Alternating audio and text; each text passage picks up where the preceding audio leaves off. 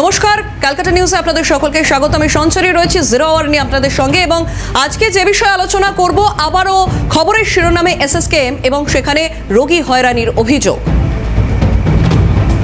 এই মুহূর্তে আর খুব স্বাভাবিকভাবে সঞ্চরী যেটা বলছিল যে রোগী হয়রানি ফের খবরের শিরোনামে সরকারি হাসপাতাল এসএসকেএম। এখন বড় প্রশ্ন হচ্ছে যে ঘটনা ঘটে গিয়েছে তা আপনাদের সামনে তুলে ধরলে আপনারা তাজ্জব বনে যেতে পারেন। মারাত্মক এক পরিস্থিতির সম্মুখীন হয়েছেন এক পরিবার। আমি সঞ্চারী অবশ্যই শুরুটা করি, কারণ যে জায়গা থেকে দাঁড়িয়ে খবরটা এসছে তা মারাত্মক।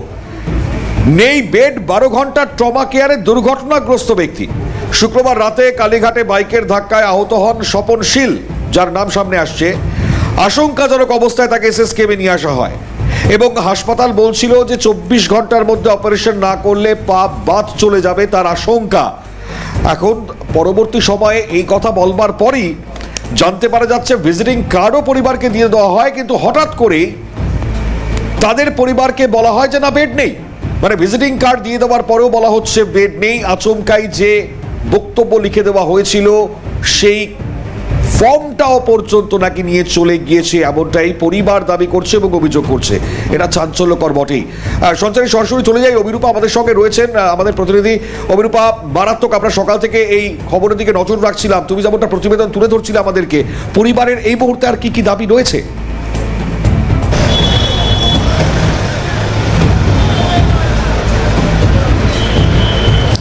দেখো, পরবর্তীকালে যখন এই খবর লাগাতার সম্প্রচার করা হয়, যেটা পরিবারের সদস্যরা জানাচ্ছেন যে হাসপাতালের তরফ থেকে তাদেরকে জানানো হয়েছে যে নতুন করে টিকিট করিয়ে নিয়ে আসতে হবে। এবার এখানেও নতুন করে যখন টিকিট করতে আসে পরিবারের সদস্যরা, এমার্জেন্সির যে টিকিট কাউন্টার রয়েছে সেখানে ইতিমধ্যে একটি ছবি আমরা পেয়েছি, যেখানে দেখতে পাওয়া যাচ্ছে একজন দালাল এসে পরিবারের সদস্যদের বলেন যে হাসপাতালে ভর্তি করতে গেলে দালাল মারফত টাকা দিয়ে ভর্তি করতে হবে। এবং শুধু তাই নয়, এমার্জেন্সির এই টিকিট কাউন্টারে টিকিট করাতে এসে রীতিমতো ঝামেলা বাঁধে যারা এখানকার কর্মীরা রয়েছেন তাদের সঙ্গে স্বপন শীলের পরিবারের সদস্যদের। ফলে এখানেই প্রশ্ন উঠছে যে যেভাবে ভিজিটিং কার্ড দেওয়ার পর দীর্ঘক্ষণ রোগীকে ফেলে রাখা হলো, বলা হচ্ছে বেড নেই, কিন্তু কার্ড ইস্যু করা হয়ে গেল এবং খবর সম্প্রচারের পর নড়ে চড়ে বসলো হাসপাতাল কর্তৃপক্ষ। আবার নতুন করে একজন দালাল এসে যোগাযোগ করার চেষ্টা করছে পরিবারের সদস্যদের সঙ্গে।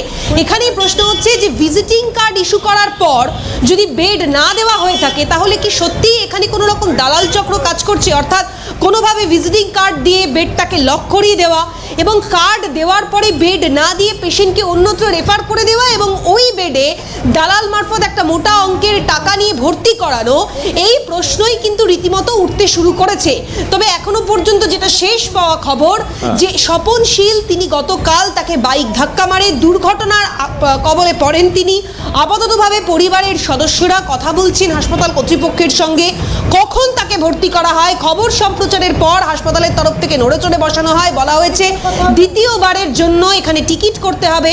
টিকিট করতে এসেও তাদেরকে বিস্তর সমস্যার মধ্যে পড়তে হয় এবং এক দালাল এসে যোগাযোগ করে। পরবর্তীকালে পুলিশ কিন্তু অভিরূপা, যে অ্যাডমিশন ফর্ম দেওয়া হয়েছিল সেই অ্যাডমিশন ফর্ম লোপাট হয়ে গেল কি করে, যেটা আমরা অভিযোগ শুনছিলাম সকালে, সেই চিকিৎসক তার কি খোঁজ খবর পাওয়া গেছে কোনো?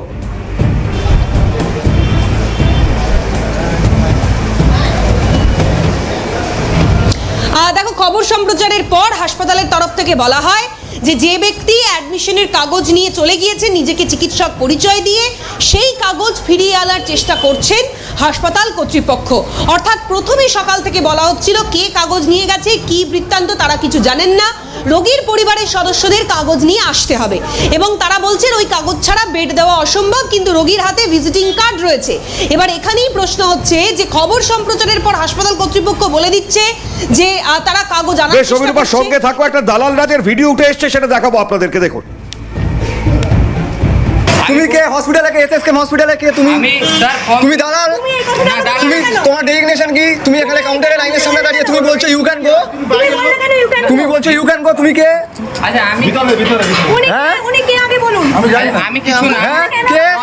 এসএসকেএম হসপিটালে কাউন্টারের সামনে লাইনে দাঁড়িয়ে আছেন, আমরা কাউন্টারে এসেছি, আমাদের পেশেন্ট অ্যাডমিশন নেবে, উনি বলছেন ইউ ক্যান গো। মিডিয়া ডেকেছেন অ্যাডমিশনের জন্য, আপনি যেতে পারেন, ইউ ক্যান গো। হ্যাঁ, উনি এখন বলছেন হসপিটাল স্টাফ নয়, He is not a hospital staff. He is a dalal. He is a broker of SSKM hospital. I am not broker. He is a broker. And he is. Who are you? Tell your designation. Tell your designation. Who are you? I am telling you, I am Who sorry, are you? extremely sorry. Who are you? I am not. Who are you? Who are you? Who are you? I am nothing. Then who are তাহলে তুমি কেন ভাই হসপিটালের ভেতর? তুমি যদি কেউ না হসপিটাল স্টাফ হসপিটালের ভেতর কি করে? তুমি বললে না হসপিটালে ম্যাম সরি। না না সরি না, তুমি হসপিটালে এলাও হলে কি করে? তুমি কেন কাউন্টারের সামনে দাঁড়িয়ে আছো? তুমি কেন লাইন মেইনটেইন করছো? তুমি দালাল? না আমি দাদা তোমার ডেজিগনেশন কি? হসপিটালে কোন স্টাফ তুমি? আমি কোন তুমি হসপিটালে কোন স্টাফ? আচ্ছা ম্যাম এসএসকেএম হসপিটালে আমরা দাঁড়িয়ে আছি। আমি বলেছি এসএসকেএম হসপিটালে দাঁড়িয়ে আছি। Sorry. উনি আমাদের কাউন্টারে দাঁড়িয়ে বলছেন ইউ ক্যান গো। এখন যখন জিজ্ঞেস করছি উনি বলছেন আমি হসপিটাল স্টাফ নই। উনি ওনার ডেজিগনেশন বলতে পারছেন না, ওনার কি পোস্ট উনি বলতে পারছেন না। আমার পেশেন্ট অ্যাডমিট হয়েছে তুমি কে হসপিটালে কে? এসএসকেএম হসপিটালে কে? অভিরূপার কাছে আসবো। অভিরূপা রয়েছেন আমাদের সঙ্গে। অভিরূপা, একটা ছবি আমরা দেখলাম, একটা ভিডিও আমরা দেখলাম, বারবার যেখানে সরকারি হাসপাতালে দালাল চক্র নিয়ে প্রশ্ন ওঠে, সেই জায়গায় এই ভিডিও যখন সামনে আসছে, একজন ব্যক্তি, তাকে যখন সরাসরি প্রশ্ন করা হচ্ছে তিনি কে, তিনি কেন এই ধরনের ইনস্ট্রাকশন দিচ্ছেন ইউ ক্যান গো, সেই সদুত্তর তার কাছে নেই। তবে কি সত্যি এখানে দালাল চক্র, দালাল রাজ অব্যাহত, কি জানা যাচ্ছে?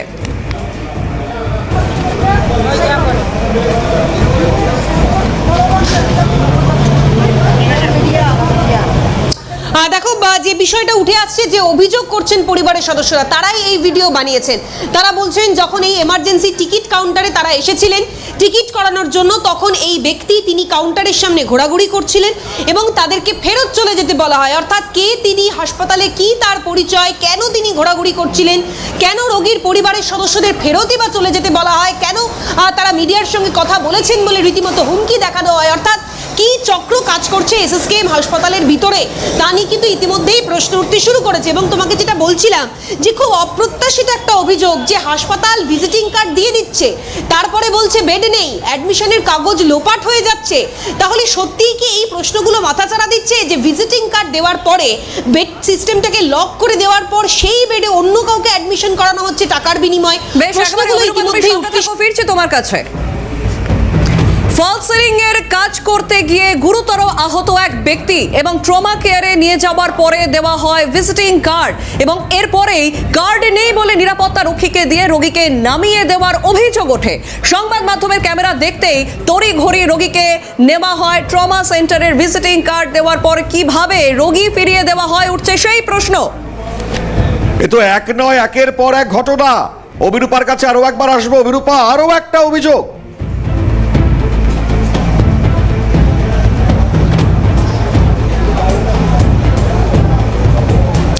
দেখো, ফাহিম নামের ওই যুবক, তিনি যেটা অভিযোগ করছেন এই একই রকম অভিযোগ।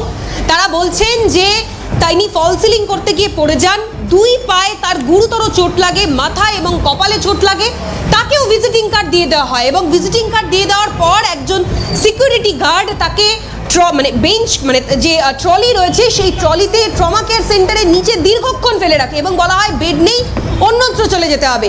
কিন্তু ক্যামেরা দেখার পরেই তড়িঘড়ি ওই পেশেন্টকে ট্রমা কেয়ার সেন্টারের ভেতরে নিয়ে যাওয়া হয়। ফলে কোথাও গিয়ে এই স্বপনশীলের পরিবারের সদস্যরা যে অভিযোগ করছেন, বা এই ফাহিম নামের যুবক তিনি যেটা অভিযোগ করছেন, দুক্ষেত্রেই একই, যে ভিজিটিং কার্ড দিয়ে দেওয়া হচ্ছে কিন্তু বেড অ্যালট করা হচ্ছে না। কেন, কোন রহস্য এর পেছনে কাজ করছে? এবং অপ্রত্যাশিতভাবে যেটা বললাম, যে এই এমার্জেন্সি টিকিট কাউন্টারের সামনে কোনো এক ব্যক্তির ঘোরাফেরা, ফলে এসএসকেএম এর মতো একটি মাল্টি সুপার স্পেশালিটি হাসপাতাল, যেখানে দূর দূরান্ত থেকে বহু মুমূর্ষু রোগীরা আসেন চিকিৎসা করানোর জন্য, এবং ট্রমা কেয়ার ইউনিট, যেখানে দুর্ঘটনাগ্রস্ত মানুষজনেরা আসেন যাদেরকে ইমিডিয়েট চিকিৎসা পরিষেবা দেওয়ার প্রয়োজন। বেশ, অভিরূপা, নজর থাকছে আপাতত। ধন্যবাদ তোমাকে। সরাসরি এসএসকেএম থেকে ছিলেন আমাদের প্রতিনিধি অভিরূপা সাহা। এই মুহূর্তে এসএসকেএম এর যে পরিস্থিতি, তাতে একাধিক প্রশ্ন সামনে আসছে। রেফার রোগ, দালাল রাজে বিদ্ধ এসএসকেএম, আর এবার ট্রমা কেয়ারের বাইরে ট্রমায় রোগী সুপার স্পেশালিটি হাসপাতালের কি অবস্থা, এবং রোগী হয়রানির মেলা অভিযোগে বিদ্ধ হাসপাতাল। বেডের আকালে প্রতীক্ষায় রোগীরা বা আহতরা, এবং একমাত্র সুপার স্পেশালিটি এই হাসপাতালে চিকিৎসা হাল এই ধরনের হলে তাহলে তো এবার প্রশ্নের মুখে রোগীর পরিষেবা। সত্যি তাই, ট্রমায় চলে যাচ্ছেন, ট্রমা কেয়ারে ভর্তি করাবেন কি রোগীকে? ট্রমার মধ্যে তার পরিবার পড়ে যাচ্ছেন। একেবারে সরকারি হাসপাতাল, সুপার স্পেশালিটি হাসপাতাল, এবং কার্যত শহরের মধ্যে খুব গুরুত্ব রাখে এসএসকেএম। আর সেই হাসপাতালেই যখন রোগী হয়রানি দালাল রাজের মতন অভিযোগ ওঠে সঞ্চারী, তা তো মারাত্মক। যার এক্সক্লুসিভ ফুটেজ যেটা পরিবার দিয়েছে আমাদেরকে, যে ফুটেজ ইতিমধ্যে আমরা দর্শকদেরকে দেখালাম, মারাত্মক। চিকিৎসক অরিন্দম বিশ্বাস আমাদের সঙ্গে উপস্থিত হয়েছেন এই জায়গায়, আলোচনায় ডেফিনেটলি যেতে হবে। ডক্টর বিশ্বাস, কি চলছে শহরে? ধন্যবাদ জানাই আপনাদের, সিএনকে ধন্যবাদ জানাই যে এরকম ঘটনা, এত আলোচনা হচ্ছে এসআইআর বিভিন্ন ইস্যু, কিন্তু সিএন সেটা চেপে রাখেনি। আসল বিষয়গুলো, স্বাস্থ্যের বিষয়টা তারা চুপ থাকেনি। তারা দেখাচ্ছে যে দালালরাজ কতদূর যেতে পারে, দালালরাজের গভীরতা এবং অমানবিকতার কিছু নিদর্শন। এসএসকেএম যা দেখালো, বারবার এসএসকেএম এই প্রশ্নের মুখে আসছে। এটা তো ঘটনা অনেক দিন ধরেই, এবং এসএসকেএমে বেড পাওয়া যায় না, কিন্তু দালাল ধরলে পেয়ে যাওয়া যায়, মন্ত্রীদের ধরলে পেয়ে যাওয়া যায়, এমএলএ ধরলে পেয়ে যাওয়া যায়। মানে যাদের হাতে ক্ষমতা থাকবে বা ক্ষমতার কাছে, তাদের কাছে এসএসকেএম সহজ। কোনো কিছুতে কেউ কোনো দোষ করলে বা বড় কোনো কেলেঙ্কারি করলে তখন উডবার্ন ওয়ার্ডে চলে যায়, কিন্তু সাধারণ মানুষের জন্য এসএসকেএমের দরজা বন্ধ। এইটা কিন্তু কখনো মেনে নেওয়া যায় না। একজন চিকিৎসক হয়ে এটা তীব্র প্রতিবাদ জানাচ্ছি, ধিক্কার জানাচ্ছি। এই ন্যাক্কারজনক ঘটনা যেন শেষ হয়। কিন্তু আবার একই সাথে বলবো, এত সুপার স্পেশালিটি হাসপাতাল সারা রাজ্যে করা হয়েছে, কেন এসএসকেএমের ওপর চাপটা পড়ছে? সব সুপার স্পেশালিটি হসপিটাল যদি এসএসকেএমের মতো তৈরি করা হতো, তাহলে এই চাপটা পড়তো না, দালালরাজও কমতো। আর এই দালালরাজ বন্ধ করতে গেলে পরিষ্কার কথা আমি খুব স্পষ্ট করে বলছি, কিছু মনে করবেন না, এই দালাল যে এত পেশেন্ট কত কিছু ইংরেজি কথাবার্তা বলছিলেন, আমার মনে হয় এই দালাল without the support of any politician or political establishment he cannot have a free run in the hospital. তো সেইখানে একেবারে উনি ঘুরে বেড়াচ্ছেন। এই দৌরাত্মের পেছনে রাজনৈতিক স্বার্থ আছে, রাজনৈতিক মদত আছে। তা না হলে এই দালালের সাহস হতো না কাউকে লাইন থেকে চলে যাওয়া। আপনারা ক্যামেরায় আজকে ধরা পড়ে গেছে, এই দালালি হয়তো অনেক আছে, এই দালালি চলছে এবং অনেক দালালি পড়ে আছে, শুধু আপনারা ক্যামেরাটা পাচ্ছেন না। ক্যামেরার আওতার মধ্যে পড়ে গেলে আপনারা দেখবেন ভরে গেছে, মানে একেবারে পিঁপড়ের মতন দালাল ওখানে রয়েছে। তো ঘটনাচক্রে হচ্ছে মানুষকে এইরকম কষ্ট দেওয়া কেন? আজকে প্রত্যেকটা সরকার হাসপাতাল তৈরি করে মানুষকে সাহায্য করার জন্য, সেবাদান করার জন্য। দূর দূরান্ত থেকে পেশেন্টরা আসছে। এই অমানবিকতার যদি তাদেরকে অমানবিকতার সম্মুখীন হতে হয়, সেটা তো কখনোই মেনে নেওয়া যায় না একটা সুস্থ সমাজে। ডক্টর বিশ্বাস, এখানেই তো প্রশ্ন, মানে আমরা বলছি এই দালাল রাজ নতুন নয়, লাগাতার এর আগে খবর সম্প্রচার হয়েছে, নড়ে চড়ে বসছে প্রশাসন, কয়েকদিন যায় ঢিলে ঢালা, সংবাদ মাধ্যম খবর সম্প্রচার করে, তারপর আবার কয়েকদিন ঠিকঠাক থাকার পরই আবার যেই কে সেই। এটা তো কন্টিনিউয়াস পেসে চলছে।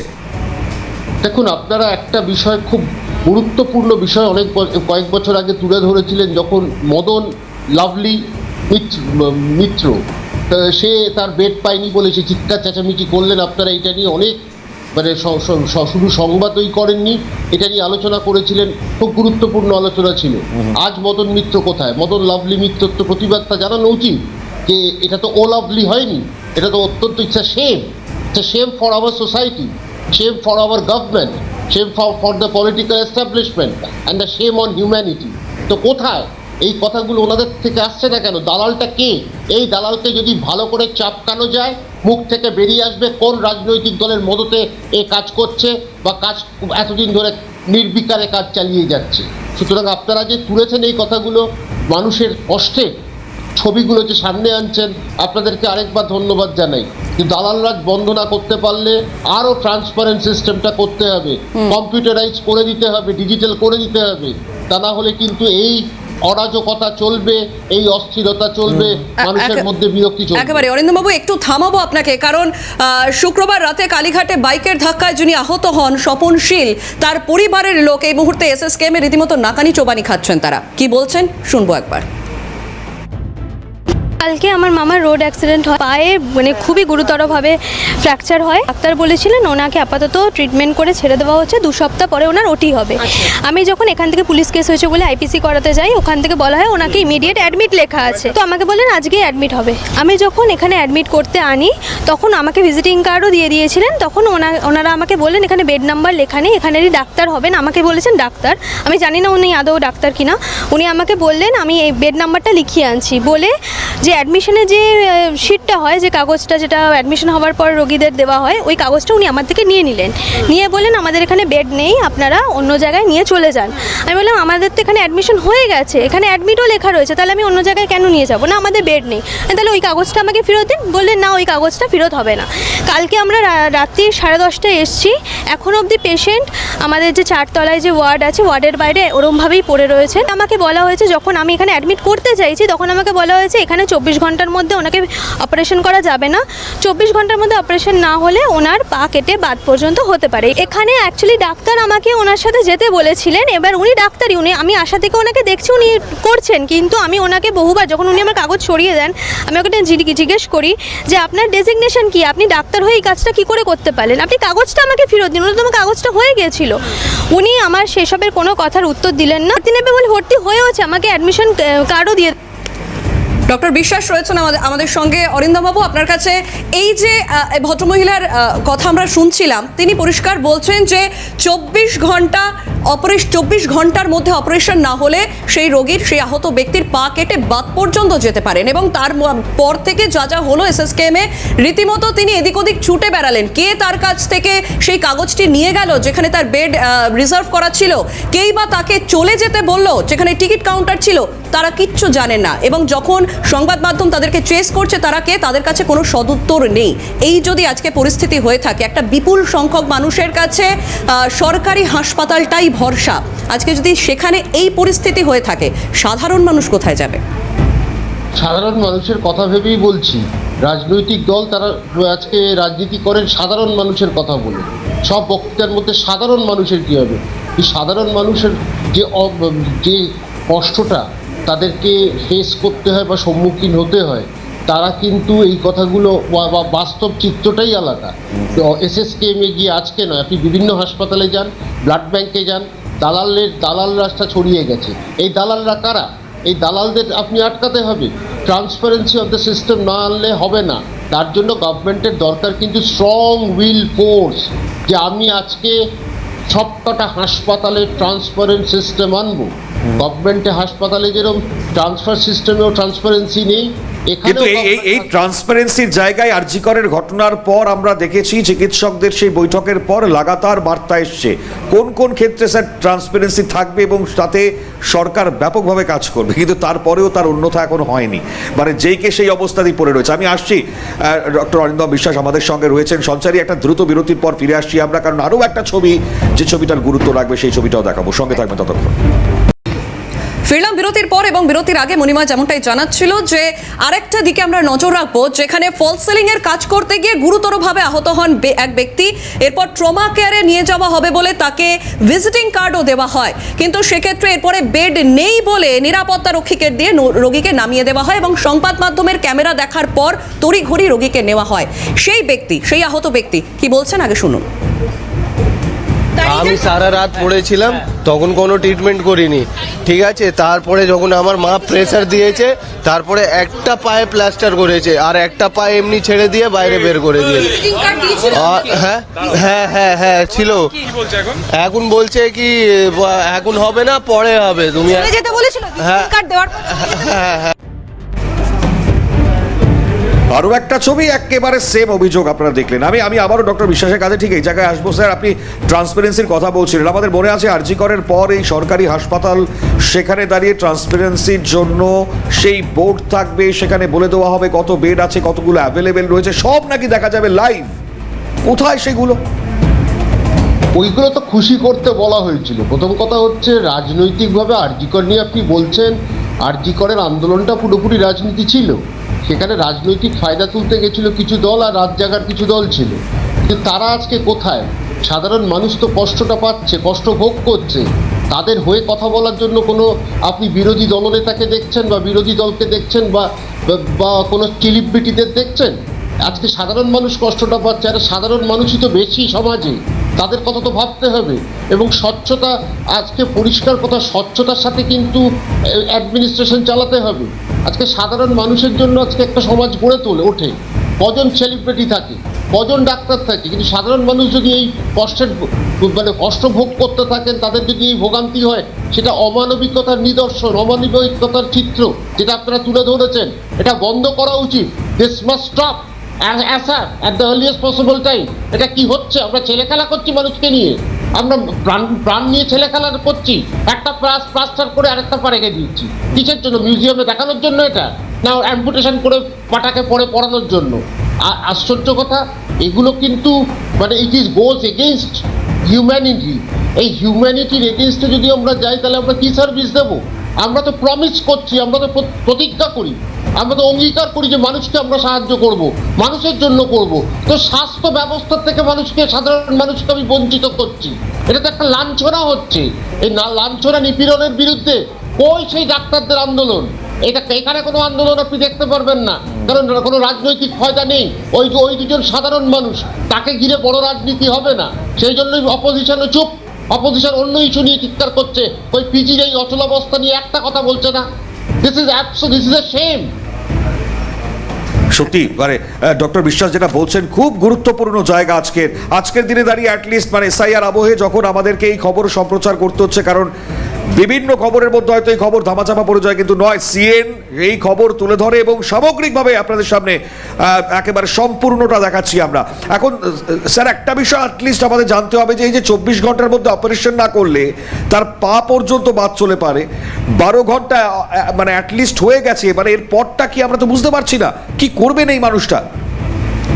দেখুন, এই মানুষটার জন্য আমার কষ্ট হচ্ছে। As a fellow citizen I am feeling very sad about it. It's a tragedy যে মানুষটাকে আমরা পাটাকে আস্ত রাখতে পারবো না। এরপর যদি বেশিক্ষণ দেরি হয় তাহলে কিন্তু মানুষের পাটা বাদ যাবে, কিন্তু তাতে আমাদের কিছু এসে যাবে না, কারণ সিএনের পক্ষে একটা খবর নিয়ে থাকা সম্ভব নয়। সিএন একটা খবরের থেকে আরেকটা খবরে যেতে হবে, আর এই মানুষটাকে কিন্তু আমরা ভুলে যাব। He will be in the pages of history. তো সেই কারণেই আমি একটা কথা বলা, এই যে আপনারা প্রোগ্রামটা করছেন, I am lamenting the fate of independent India. কি ভারতবর্ষ এত বছর পেরিয়েও, কি বাংলা যে এত বছর পেরিয়েও একটা মানুষকে আমরা সঠিক চিকিৎসা দিতে পারছি না। আমাদের সেই আমরা সদর্থক ভূমিকাটা পালন করি। গতকাল নেতাজির জন্মজয়ন্তীও গিয়েছে স্যার, অনেক বড় বড় ভাষণ শুনেছি আমরা।